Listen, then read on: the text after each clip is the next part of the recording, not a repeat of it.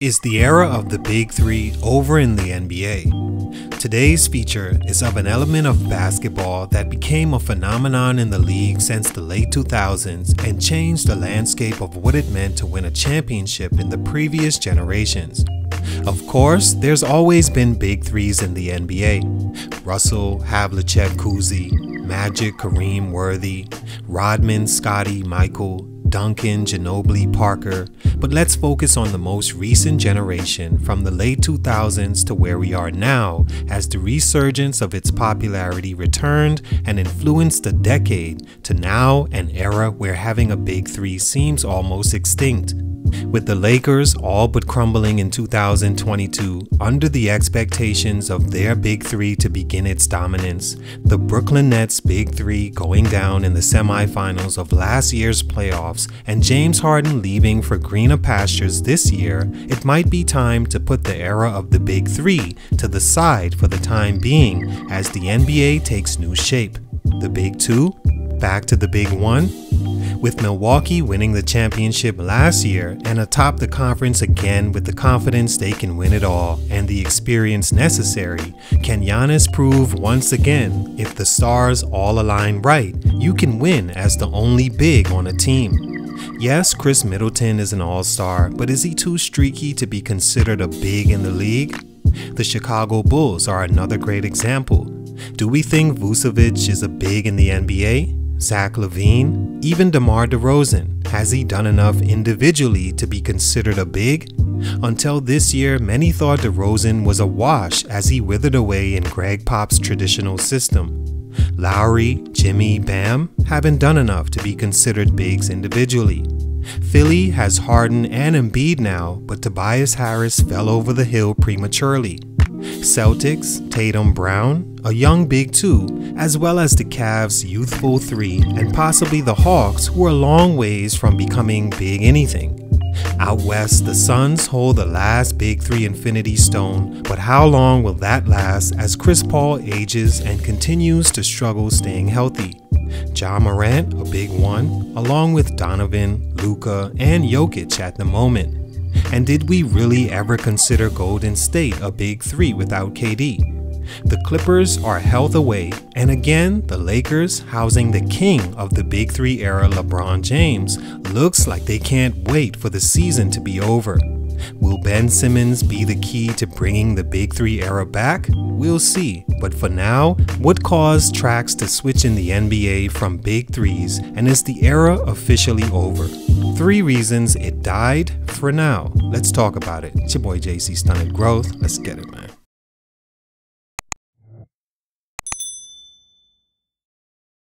Most recently, the Big Three emerged in 2007 when Danny Ainge pulled off an historic summer in moves that changed the next 10 plus years. In June, he traded Delonte West and Wally Szczerbiak to the Sonics for Ray Allen and a 2nd round pick. The next month, a deal that included 5 players, 2 draft picks, and cash for 31-year-old Kevin Garnett was done, and the Big Three was born again. Many give LeBron, D. Wade, and Chris Bosh credit for offsetting competition with the forming they did, but forget it was the Celtics forming that beat LeBron so bad year after year that he even considered the move to Miami. LeBron was doing fine in Cleveland. He even went to the finals with a team the next best player averaged 15 points a game. Boston started it. LeBron, Wade, and Chris Bosh made it popular. I've always felt that ever since those 3, the league would never be the same. Every superstar followed suit and joined new teams with other stars following, and I hated the product it put on the floor along with the mindset playing with the competition it fed to the world. To me, LeBron took the easy way out. He could have been the greatest player ever with 3 rings in Cleveland instead of 4, having played for 3 teams and countless other superstars. Finally though, things are changing. Here's what I think stunted the growth of the Big Three. Stunt number 1, if everyone's doing it. The problem with the emergence of anything is everyone begins to copy the formula and saturate the market. What's the point of having a secret ingredient if everyone knows about it and actually begins to implement the same thing? Like mentioned, players scattered like roaches after LeBron's decision, knowing how hard the road was to now beating a big three. Everyone started calling each other about teaming up as the new stars showed their new cloth cut different from the 90s and early 2000s. But LeBron's decision was simply a mimic to the blueprint Garnett, Allen, and Paul Pierce set that he couldn't or didn't want to figure a way around. In 2007-2008, LeBron battled the Celtics in the conference semifinals all the way to a Game 7 duel between he and prime Paul Pierce. The Celtics won that game by 5 to send the Cavaliers home. He lost to them again in 2010, this time in 6 as the Big 3 plus 1 in Rondo sent him packing. And so he joined the Miami Heat months later, and the Big 3 train now had the best and most popular player in the game attached to it and rode its way now well into this generation. Players went from calling around to taking action in an attempt to form their own in the background of it happening naturally, like the San Antonio Spurs and their Big 3 of Duncan, Parker, and Ginobli. Many gloss over what they've been able to do and how important they were in stopping a few dynasties from happening and the run they had together.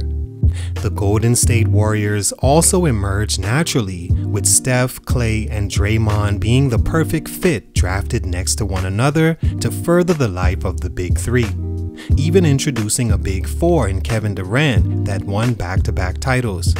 Up to this year, this was the aim of all teams in the NBA to try and mimic what Miami did or Golden State's success. Unfortunately, this can't be sustained because it eliminates the advantage a Big 3 team had when multiple teams have the same thing.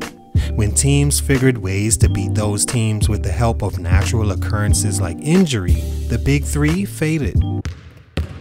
Stunt number 2, a Big 3 is only as good as their health. When the Celtics formed their Big 3 before the 07-08 season, they were all well into their prime or just past that point.